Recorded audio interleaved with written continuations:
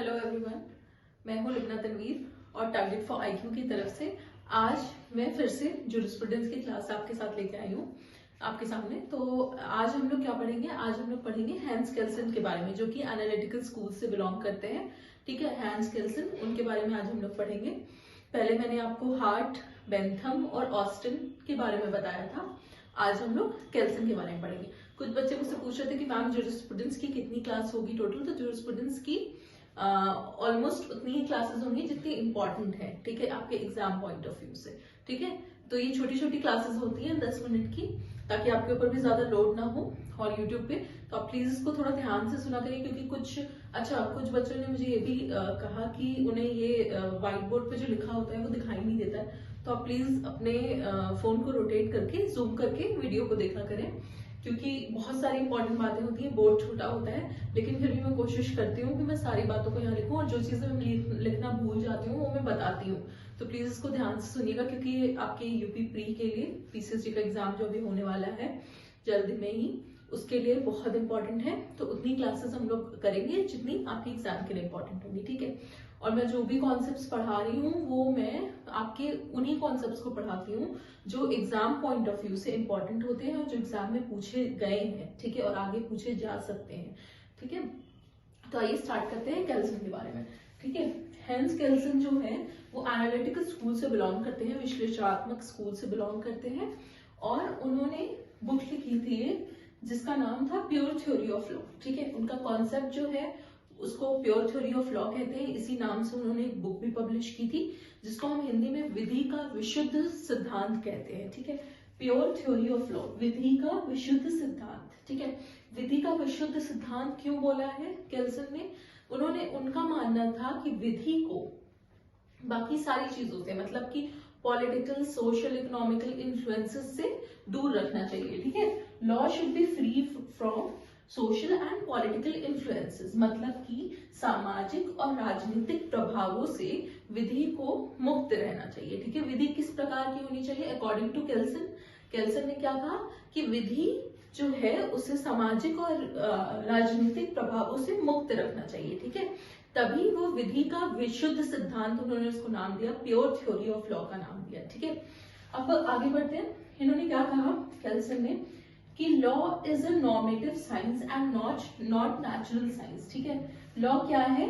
विधि क्या है? विधि मानकात्मक विज्ञान है, प्राकृतिक विज्ञान नहीं है। ठीक है, लॉ को उन्होंने नॉर्मेटिव साइंस बताया है, ये नेचुरल साइंस नहीं बताया। ठीक है, प्राकृतिक विज्ञान नहीं बताया। उन्होंने कहा कि लॉ मतलब जो एक लीगल ऑर्डर में, एक विधिक व्यवस्था में जो लॉ है वो मानकों का विज्ञान है। ठीक है, मानकों का विज्ञान क्या होता है?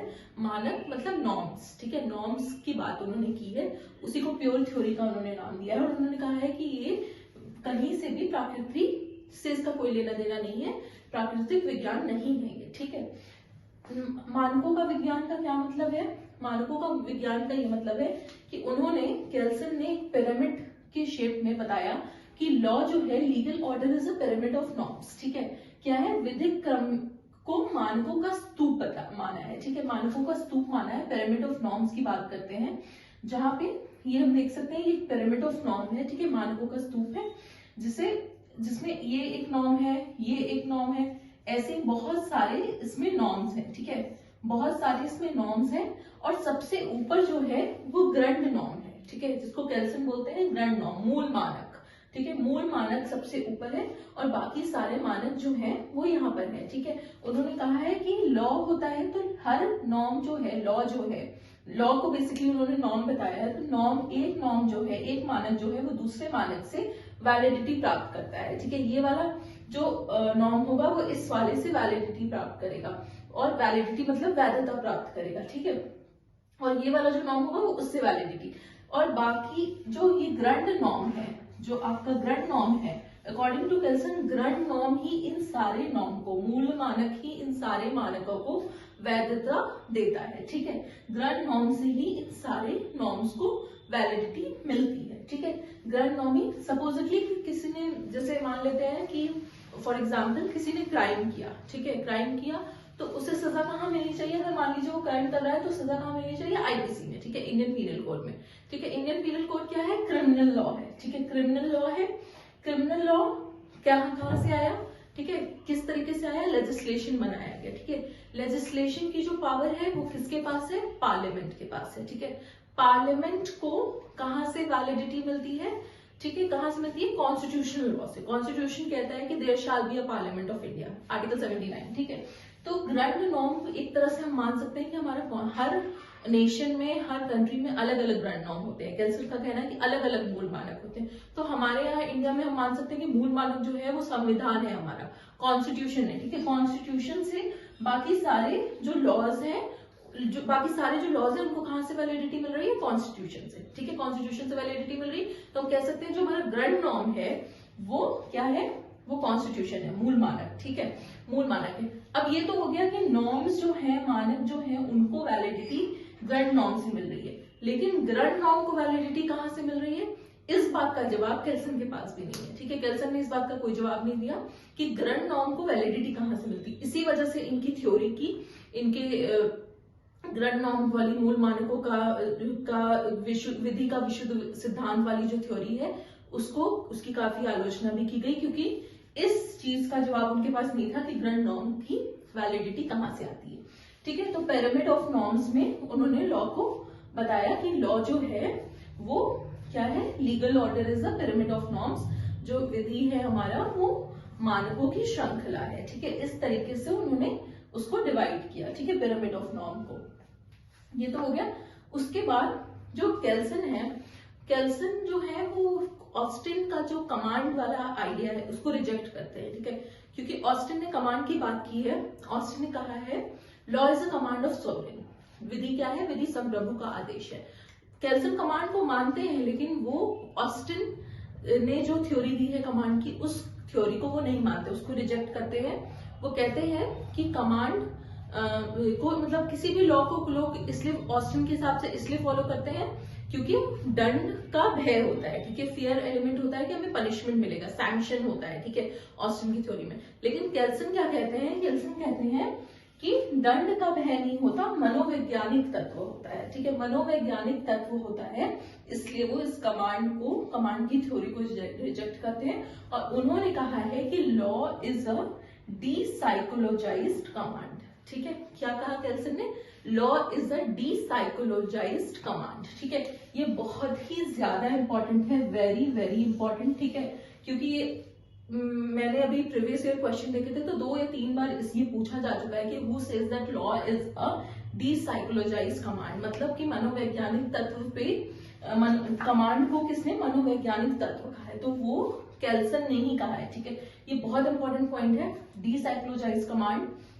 ये अक्सर बुक्स में भी नहीं मिलता है, लेकिन इस तरह के क्वेश्चन आते हैं कि लॉ को डीसाइकोलॉजाइज्ड कमांड किसने कहा है, तो उसको केल्सन ने ही कहा है, ठीक है, केल्सन में। बाकी एक बात और है जो केल्सन कहते हैं, केल्सन इंटरनेशनल लॉ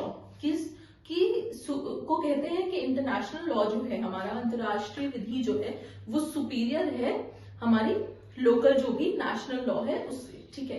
किससे, अंतरराष्ट्रीय विधि को राज्य विधि से श्रेष्ठ मानते हैं, ठीक है। केल्सन जो हमारे ऑस्टिन तो अंतरराष्ट्रीय विधि को कुछ लॉ मानते ही नहीं थे, इंटरनेशनल लॉ को वो लॉ मानते ही नहीं थे, बट केल्सन ने उसको एक और ऊंचे स्थान पे रखा अंतरराष्ट्रीय विधि को, और कहा कि अंतरराष्ट्रीय विधि जो है वो राज्य विधि से श्रेष्ठ है, ठीक है। वो सुपीरियोरिटी की बात करते हैं इंटरनेशनल लॉ की, ठीक है। इंटरनेशनल लॉ जो है वो सुपीरियर है किसी भी नेशनल लॉ से, ठीक है। तो केल्सन ये बात कहते हैं। तो ये हमारा एक पूरा वो हो गया केल्सन के बारे में कि pure theory of law book दी उन्होंने, विधि का विशुद्ध सिद्धांत उनका कॉन्सेप्ट था, ठीक है। उसको उन्होंने कहा कि सामाजिक और राजनीतिक प्रभावों से उसे मुक्त रखना चाहिए। दूसरी बात उन्होंने कही कि law is a normative science and not natural science, ठीक है, मानकात्मक विज्ञान है, प्राकृतिक विज्ञान नहीं है, ठीक है। लीगल ऑर्डर जो है वो पिरामिड ऑफ नॉर्म है, ठीक है। एक विधिक व्यवस्था में जो कानून होता है वो कानून क्या होता है, कानून नॉर्म्स की, मानकों की श्रृंखला होती है। श्रृंखला को उन्होंने एक पिरामिड के फॉर्म में बताया कि ग्रैंड नॉर्म सबसे ऊपर होता है, उसके बाद बाकी सारे नॉर्म्स जो होते हैं नीचे होते हैं। सभी मानकों को कहाँ से वैलिडिटी, कहाँ से वैधता प्राप्त होती है, ग्रैंड नॉर्म से प्राप्त होती है। ठीक है, मूल मानक उसको कहा है उन्होंने, ग्रैंड नॉर्म को। ठीक है, मानकों का स्तूप दिया है। उसके बाद उन्होंने कहा कि ऑस्टिन के जो कमांड वाला आइडिया था उसको उन्होंने रिजेक्ट किया।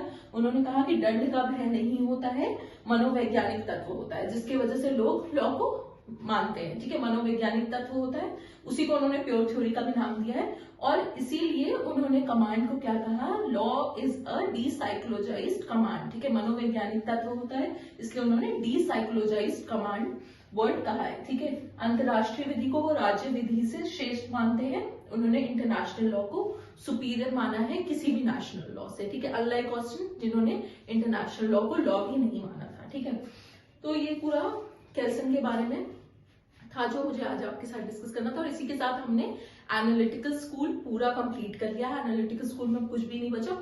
जितने भी इंपॉर्टेंट पॉइंट है एनालिटिकल स्कूल के, विश्लेषणात्मक स्कूल के, वो सारे मैंने आपके साथ डिस्कस किए हैं। ठीक है, इनमें से क्वेश्चंस तो आने ही आने हैं। प्लीज आप इन वीडियोस को बहुत ध्यान से देखिएगा। हार्डली ये 40-50 मिनट्स के वीडियो होते हैं टोटल। ठीक है, इसमें से आपके 2-3 क्वेश्चंस तो जरूर आएंगे, क्योंकि जूरिस्प्रूडेंस से आपको पता है कि 10 या 12 क्वेश्चंस टोटल आते हैं। ठीक है, तो अब हम आगे कुछ और मैं वीडियो लेके आऊंगी जूरिस्प्रूडेंस में किसी और टॉपिक पे। ठीक है, आज के लिए इतना ही। Thank you so much.